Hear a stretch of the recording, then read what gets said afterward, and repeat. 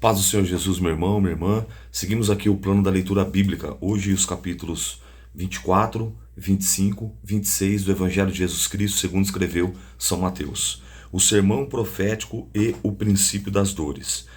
Quando Jesus ia saindo do templo, aproximaram-se dele os seus discípulos para lhe mostrar a estrutura do templo. E Jesus, porém, disse: Não vedes tudo isso? Em verdade vos digo que não ficará aqui pedra sobre pedra, que não seja derribada. E estando assentado no Monte das Oliveiras, chegaram-se a ele os seus discípulos em particular, dizendo: Dize-nos, quando serão essas coisas e que sinal haverá da tua vinda e do fim do mundo? E Jesus respondendo disse-lhes: Acautelai-vos, que ninguém vos engane, porque muitos virão em meu nome, dizendo: Eu sou o Cristo, e enganarão a muitos.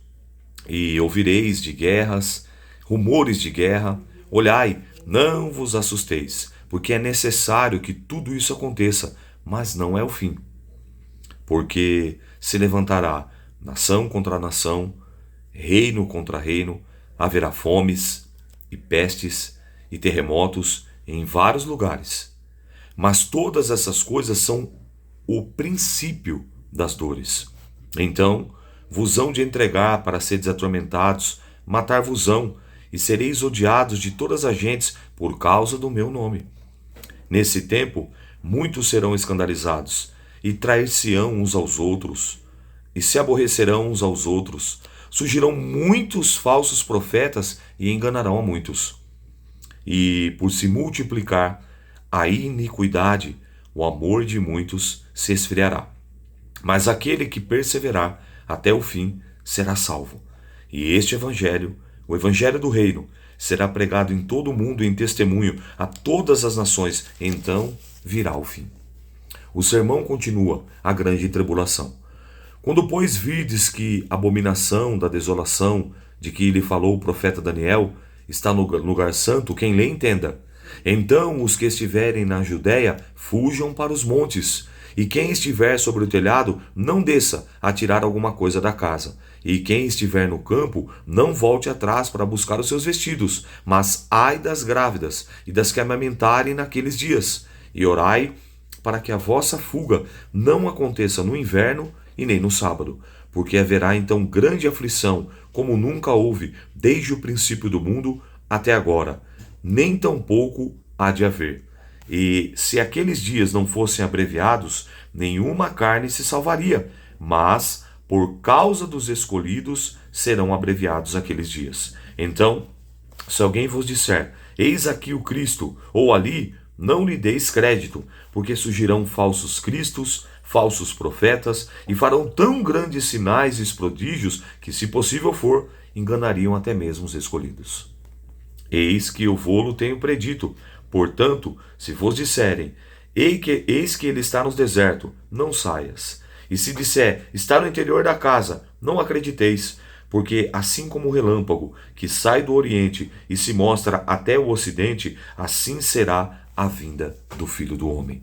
Pois onde estiver o cadáver, aí se ajuntarão as águias. O sermão continua: a vinda do Filho do Homem. E logo depois da aflição daqueles dias, o sol escurecerá, e a lua não dará sua luz, e as estrelas cairão do céu, e as potências do céu serão abaladas. Então aparecerá no céu o sinal do Filho do Homem, e todas as tribos da terra se lamentarão, e verão o Filho do Homem vindo sobre as nuvens do céu, com o poder e grande glória.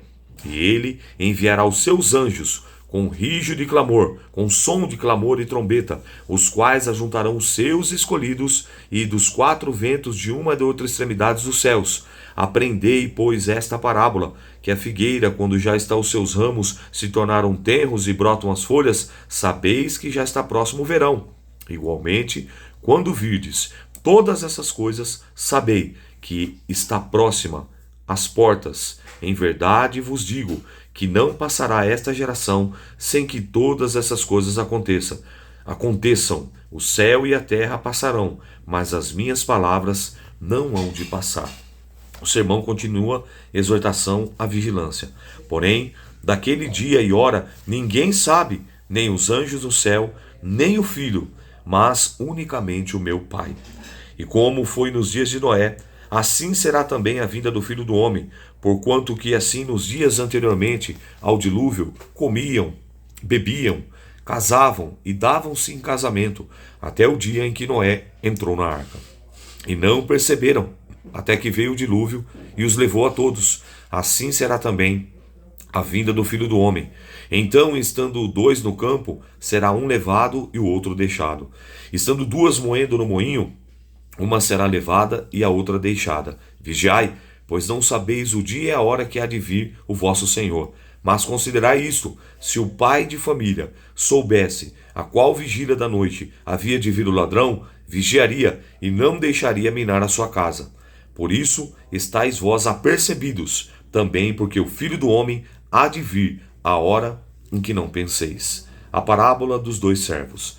Quem é, pois, o servo fiel e prudente, que o Senhor constituiu sobre a sua casa, para dar o sustento ao seu tempo? Bem-aventurado aquele servo a que o Senhor, quando vier, achar servindo assim. Em verdade vos digo, que porá sobre todos os seus bens. Porém, aquele servo mau, há de ser castigado.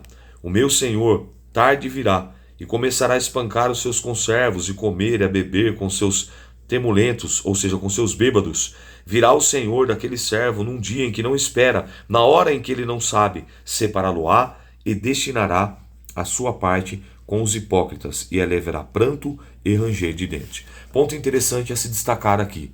Capítulo 22, Jesus cala todos os religiosos da época, fala do maior de todos os mandamentos, que tudo se resume no amor.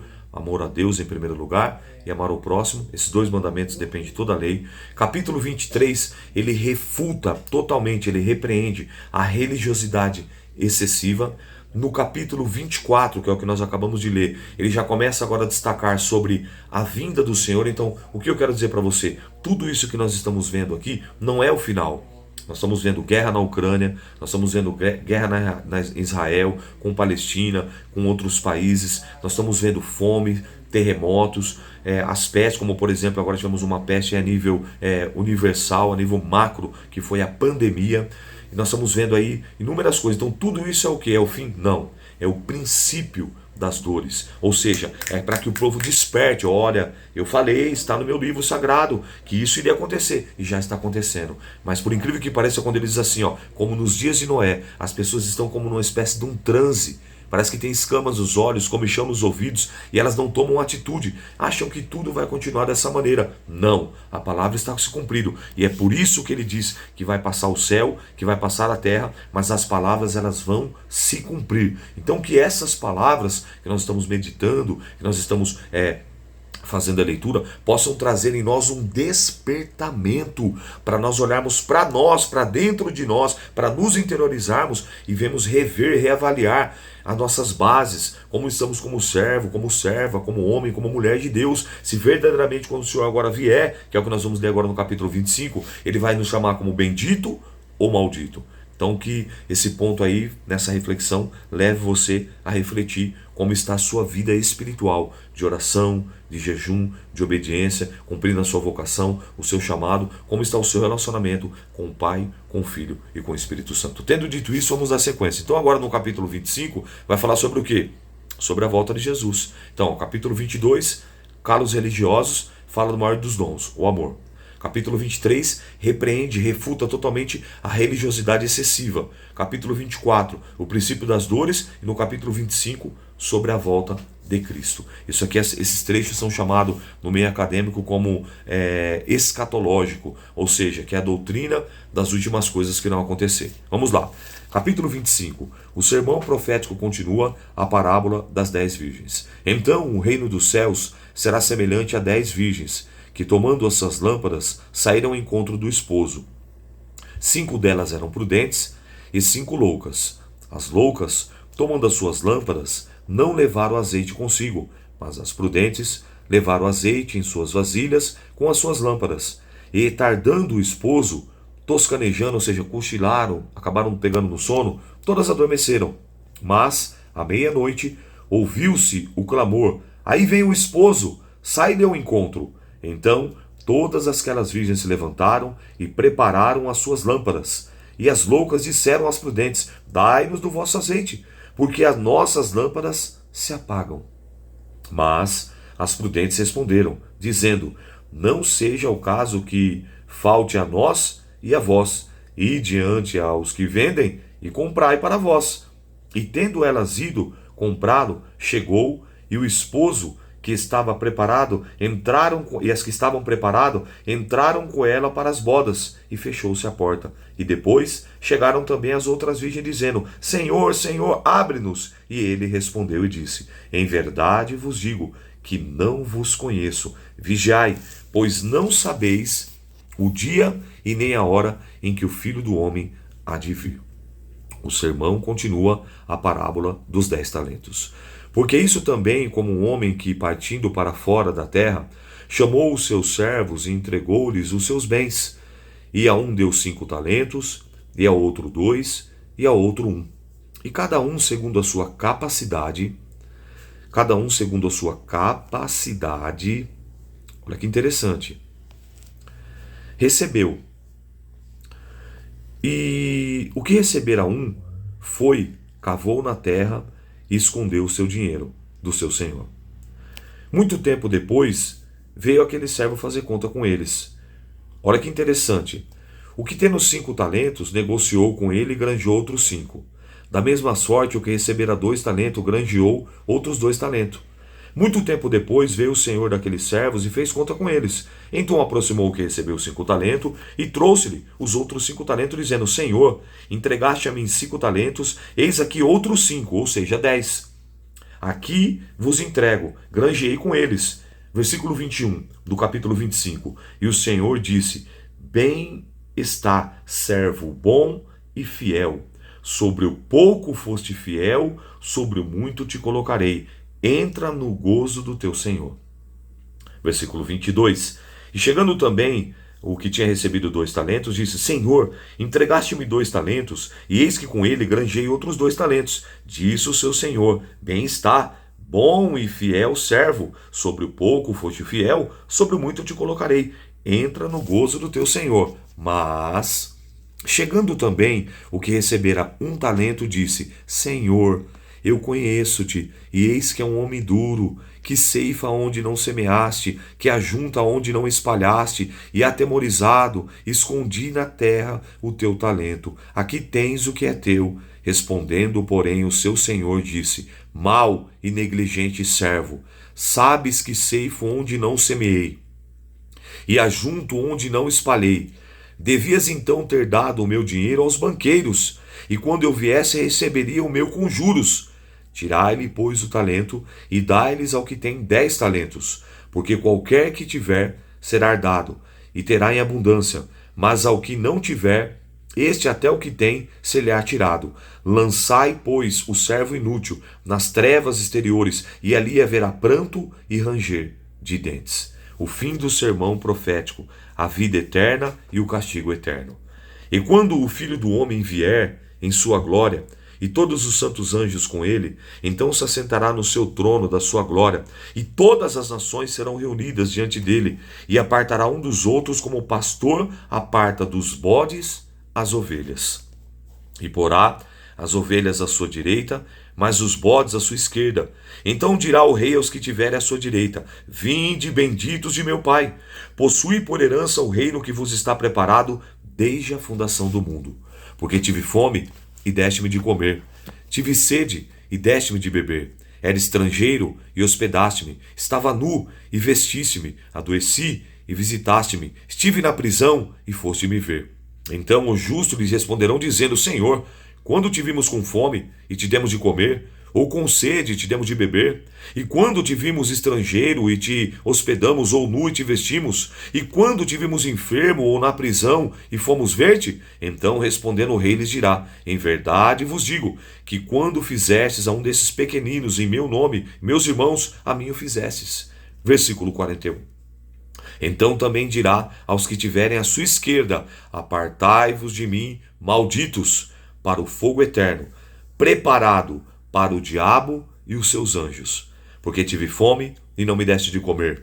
Tive sede e não me deste de beber. Sendo estrangeiro, não me reconheceste. Estando nu, não me vestiste. E enfermo e na prisão, não me visitaste. Então também responderão dizendo, Senhor, quando te vimos com fome, ou com sede, ou estrangeiro, ou nu, ou enfermo, ou na prisão, e não te servimos? Versículo 45. Então lhe responderá dizendo, em verdade vos digo, que quando a um desses pequeninos não o fizeste, não o fizeste a mim. E estes irão para o tormento eterno, mas os justos para a vida eterna.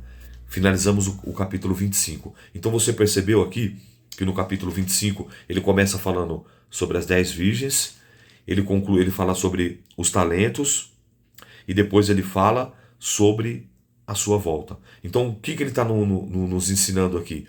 Você viu? Das 10, 5 foram e 5 ficaram.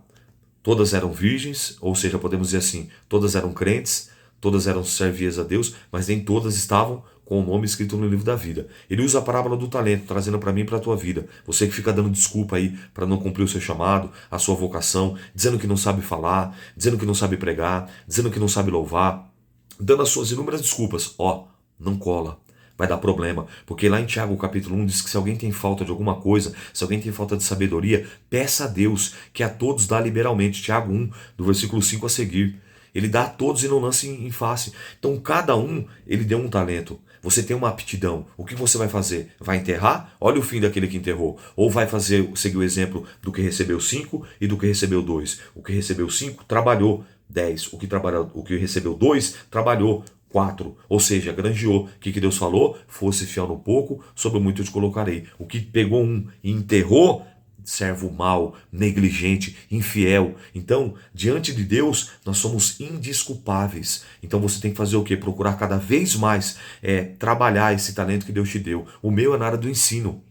O meu é na área da pregação. E o que eu tenho feito? Procurado cada vez mais me esforçar, me dedicar, ter uma disciplina para ensinar cada vez mais, melhor e com qualidade, para que as pessoas aprendam comigo. Então o meu chamado é o ensino e a ministração e a pregação da palavra. Eu sou professor de teologia, professor de capelania e pastor. Então esse é o meu chamado. E o seu, qual é? Você precisa pegar esse talento e granjear ele. Precisa buscar cada vez mais para cumprir o propósito que Deus tem na sua vida e através da sua vida. E aí, o que ele vai fazer? No final, ele conclui dizendo que ele vai separar e colocar do lado direito as ovelhas e do lado esquerdo os bodes. Do lado direito, benditos de meu Pai. Do lado esquerdo, maldito. E aí ele segue dizendo, toda vez que deixamos de fazer o bem, seja ao enfermo, ao estrangeiro, ao nu, aquele que não tem vestes, aquele que está hospitalizado, aquele menos afortunado, que deixamos de socorrer, que deixamos de dizimar, de ofertar,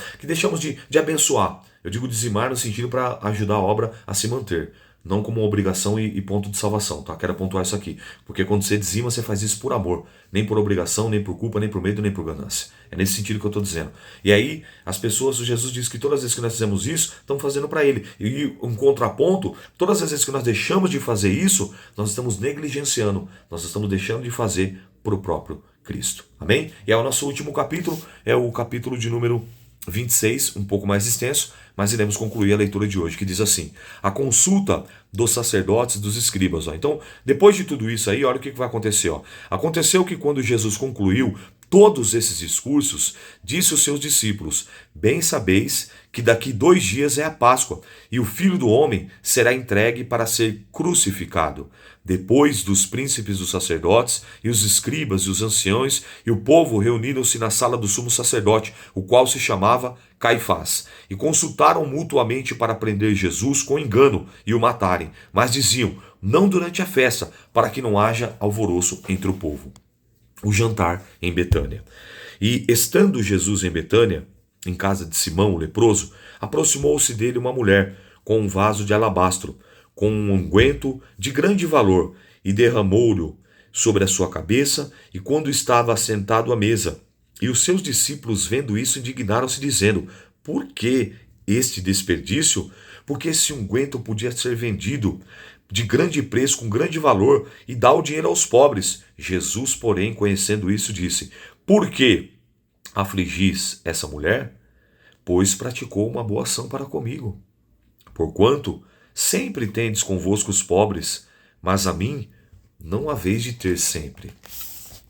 Ora, derramando ela este unguento sobre o meu corpo, fê-lo preparando-me para o meu enterramento. Em verdade vos digo que onde quer que este evangelho for pregado, em todo o mundo também será referido o que ela fez para a memória sua. O preço da traição. Então um dos 12, chamado Judas Iscariotes, foi ter com os príncipes dos sacerdotes e disse: O que me quereis dar, e eu vô-lo entregarei? E ele lhes pesaram 30 moedas de prata. Desde então, buscavam oportunidade para o entregar. A última Páscoa, a Santa Ceia. A última Páscoa e a instituição da ceia. No primeiro dia da festa dos pães asmos, chegaram os discípulos junto a Jesus, dizendo: Onde queres que façamos os preparativos para comeres a Páscoa?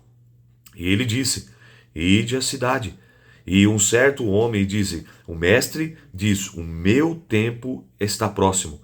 Em tua casa celebrarei a Páscoa com os meus discípulos. E os discípulos fizeram como Jesus lhe ordenara e prepararam a Páscoa. E chegando à tarde, assentou-se à mesa com os 12. E comendo com eles, disse: Em verdade vos digo que um de vós há de me trair. E ele, entristecendo-se muito, começou a cada um dizer: Porventura sou eu, Senhor? E ele respondeu e disse: O que mete comigo a mão no prato, esse é o que me há de trair. Em verdade, o Filho do Homem vai como acerca dele está escrito. Mas ai daquele homem, porque o Filho do Homem há de ser traído. Bom lhe seria para esse homem que não houvesse nascido. E respondendo Judas, o que traíra, disse: Porventura sou eu, Rabi? E ele disse: Tu o disseste. Enquanto comiam, Jesus tomou o pão e, abençoando-o, partiu e deu aos seus discípulos, e disse: Tomai e comei, isso é o meu corpo. E tomando o cálice, dando graça, dizendo: Bebei dele todos, porque isto é o meu sangue, do Novo Testamento, da nova aliança, do novo pacto, que é o derramamento por muitos para a remissão dos pecados. E digo-vos que desde agora não beberei esse fruto da vide, até aquele dia em que beba de novo convosco no reino de meu Pai. E tendo cantado o hino, saindo para o Monte da Oliveira. Deixa eu pontuar algo aqui interessante, que às vezes parece meio confuso. Quando Jesus diz assim, aquele que mete a mão comigo no bocado, aquele que é o que me trai, depois nós vamos ver essa expressão também aqui relatada por Lucas. Parece meio confuso, mas eu vou te explicar aqui algo da cultura judaica. Nós aqui da nossa cultura, nós aqui da nossa região, somos aqui do Ocidente aqui, eles são ocidentários do Oriente para eles, né? Da nossa região, da nossa cultura aqui, nós latino-americanos, qual é o nosso hábito? Nós temos uma comemoração de uma data importante, como por exemplo, nosso aniversário. Aí lá, prepara um bolo, né? Vamos voltar ao tempo assim de criança para adolescência. Aí prepara um bolo, vamos colocar mais na adolescência. Aí para quem que você dá o primeiro pedaço? Né? Geralmente você vai lá, fez o bolo ou comprou o bolo. Vamos colocar entre 14 e 15 anos, essa idade é melhor para minha comparação. Aí faz o quê? Geralmente você vai dar o primeiro pedaço. Quando você é criança é para a mãe, é para o pai, né? Para o avô, para a avó. Uma pessoa que tem grande valor, grande estima, certo? Quando você já está numa certa idade, aí tem o quê? Tem os melhores amigos, as melhores amigas. Aí você vai dar aquele primeiro pedaço com uma pessoa, meu melhor amigo, a minha melhor amiga. Não é assim que funciona? Então, esse ato aqui que Jesus está fazendo, olha para você que é algo fantástico. Na cultura judaica, quando Deus está fazendo aquele ato de molhar o bocado, e ele fala depois, por Lucas vai explicar isso melhor, e a quem eu der o primeiro bocado, era justamente... Aí o texto diz assim, que aí os discípulos saíram, viram que Judas saiu, não aguentou aquela atitude, falou, onde ele foi? Aí uns falam assim, foi comprar pão, ou foi comprar alguma coisa. Peraí, mas Jesus não falou que era justamente o que traiu, que ele fazia isso? Mas o que ele estava fazendo para Judas ali? Tem uma mensagem aqui. Olha o que ele estava dizendo. Quem sabe você está se sentindo assim, o pior dos piores, ou a pior das piores. Olha o que Jesus fala, olha, em outras palavras, Jesus está falando assim, molhando aquele bocado, falando assim, Judas, estão aqui comigo Pedro, Tiago e João. Estão aqui comigo Mateus, estão aqui comigo Tomé, está aqui comigo Felipe, Natanael, Bartolomeu, todos os discípulos estão aqui comigo, Judas Tadeu, Simão Zelote, mas eu quero dizer uma coisa para você, o que eu mais amo, o mais importante de todos para mim, ele pega, dá para Judas. Quando Judas recebe aquele bocado, o texto vai dizer um pouquinho anterior assim, por Marcos narra, né, que ele amou-os até o fim, foi o último ato de amor de Cristo pela vida de Judas. Fala, olha, tá aqui, Eu sei que você esteve lá e me vendeu por 30 moedas. Eu sei que você negociou a minha vida. Eu sei que você metia a mão no bolso e roubava. Eu sei que você, quando aquela mulher veio e quebrou aquele unguento precioso no vaso de alabastro, você queria aquele dinheiro era para poder usurpar. Eu sei de tudo isso, mas eu quero dizer uma coisa para você. Eu te amo. Só que o texto vai dizer que Satanás já havia entrado no coração de Judas e ele não aguenta aquilo. E é justamente por isso que, narrado no outro evangelho, quando nós vamos ver, eu vou voltar nesse assunto, ele pega e não aguenta e sai. Então, quando a Bíblia fala que Jesus os amou e os amou até o fim, o último ato de amor pela vida de Judas foi justamente esse. Mas infelizmente, Satanás já tinha entrado no coração de Judas, porque você vê um exemplo, a obra de Pedro foi tanto quanto a de Judas, porque o próprio Jesus diz aqui no Mateus capítulo 10, vamos só para relembrar, Mateus capítulo de número 10, só para você entender a dimensão do amor de Cristo. Tanto como ele teve com Pedro, ele também teria por Judas. Ele diz assim, portanto, qualquer que me confessar, Mateus 10, 32, portanto, qualquer que me confessar diante dos homens, eu confessarei diante do meu Pai que está no céu. Verso 33, mas qualquer que me negar diante dos homens, eu negarei também diante do meu Pai que está no céu. Diante de quem que Pedro negou a Cristo? Diante de quem? Pedro negou a Cristo diante dos homens. Então olha o que Jesus está dizendo aqui, tinha uma sentença, todo aquele que me negar, já era. Mas o que Pedro faz? Pedro se arrepende. Pedro vai até Jesus, Pedro pede perdão e depois Pedro confessa por 3 vezes também que amava Cristo. Então o que eu quero dizer para você com esse grande ensinamento dessa aula, dessa leitura de hoje, que independente da sua falha, da sua falta, se arrependa, peça perdão, volte para Cristo. Porque eu tenho certeza, como fala em Isaías 55, ele é grandioso, ele tem prazer em perdoar. Amém? Vamos concluir a leitura? Tendo dito isso, agora aqui no capítulo de número 26, nós vamos aqui para essa parte aqui, Pedro é avisado. Em versículo 31. Então Jesus disse a todos, esta noite vos escandalizeis por mim, porque está escrito, ferirei o pastor e as ovelhas do rebanho serão dispersas, se dispersarão. Mas depois de eu ressuscitar, irei adiante de vós para a Galiléia. Mas Pedro, respondendo, disse, ainda que todos se escandalizem em ti, eu nunca me escandalizarei. Disse Jesus, em verdade te digo, que nessa mesma noite, antes que o galo cante, 3 vezes me negará. E disse-lhe Pedro, ainda que seja necessário morrer contigo, não te negarei. Todos os discípulos disseram o mesmo. Jesus no Getsêmani, ou seja, no lagar do azeite, na prensa do azeite. Então chegou Jesus com eles a um lugar chamado Getsêmani, e disse aos seus discípulos, assentai-vos aqui, enquanto vou ali além orar. E levando consigo Pedro e os 2 filhos de Zebedeu, começou a entristecer-se e angustiar-se muito. Então disse, a minha alma está cheia de tristeza até a morte. Ficai aqui e velai comigo. E indo um pouco mais adiante, prostrou-se sobre o seu rosto, orando, dizendo, meu Pai, se é possível, passe de mim esse cálice, todavia não seja como eu quero, e sim como tu queres. Esse é o único trecho, biblicamente falando, que nos mostra o momento que Jesus se dobra, se prostra com o rosto em terra, se lançando em terra em oração. E voltando para os seus discípulos, achou-o adormecido. E disse a Pedro, então, nem uma hora pudesse velar comigo? Vigiai e orai, para que não entreis em tentação. Na verdade, o espírito está pronto, mas a carne é fraca. E indo a 2ª vez, orou dizendo, Pai, meu Pai, esse cálice não pode passar, se esse cálice não pode passar sem que eu beba, faça-se a tua vontade. E voltou e achou-os outra vez adormecido, porque os seus olhos estavam pesados. E deixando-os de novo, foi orar pela 3ª vez, dizendo as mesmas palavras. Então chegou junto dos seus discípulos e disse-lhe, dormi agora, repousai, eis que é chegado a hora, e o Filho do Homem será entregue nas mãos dos pecadores. Levantemo-nos, partimos daqui, eis que é chegado o que me trai. Jesus é preso. E, estando ele ainda a falar, eis que chegou Judas, um dos 12, e com ele uma grande multidão, com espadas, com varapaus, enviados pelos principais dos sacerdotes e pelos anciões do povo. O que traíra-lhe, dando um sinal, dizendo, o que eu beijar, esse prendei-o. E logo aproximou-se Jesus e disse, eu te saúdo, mestre, eu te saúdo, rabi, e o beijou. Jesus, porém, disse: Amigo, aqui vieste? Amigo, aqui vieste?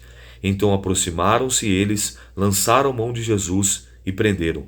E eis que um dos 12, que estavam com Jesus, estendendo a mão, puxou a espada e feriu um dos servos do sumo sacerdote e cortou-lhe uma orelha. Então Jesus disse: Mete no seu lugar a tua espada, porque agora os que lançarem mão da espada, a espada morrerão. Ou pensas tu que eu não poderia agora rogar ao meu Pai, em que ele não me mandaria mais de 12 legiões de anjos? Como, pois, se cumpririam as Escrituras que dizem que assim convém que aconteça? Então disse Jesus à multidão: Saíste como para um salteador, com espadas e varapaus para me prender. Todos os dias me assentava junto de vós, ensinando no templo, e não me prendestes. Mas tudo isso aconteceu para que se cumpriram as Escrituras pelos profetas, que todos os discípulos deixariam e o fugiam. Está lá em Zacarias capítulo 13, versículo 7, tá bom? Jesus perante o Sinédrio. E os que prenderam a Jesus o conduziram à casa do sumo sacerdote Caifás, onde os escribas e os anciãos estavam reunidos. E Pedro seguiu de longe, até o pátio do sumo sacerdote, e estando assentado entre os criados para ver o fim. Ora, os príncipes dos sacerdotes, os anciões e todo o conselho buscavam falso testemunho contra Jesus, para poder dar-lhe a morte. E não acharam, apesar de se apresentarem muitas testemunhas falsas. Mas por fim chegaram 2 e disseram: Esse disse: Eu posso derribar o templo de Deus e reedificá-lo em 3 dias. E levantaram-se o sumo sacerdote e disse: Não responde coisa alguma os que depõem contra ti? E Jesus, porém, guardava silêncio. E insistindo o sumo sacerdote disse: Conjure-te pelo Deus vivo, que nos diga: Tu és o Cristo, o Filho de Deus?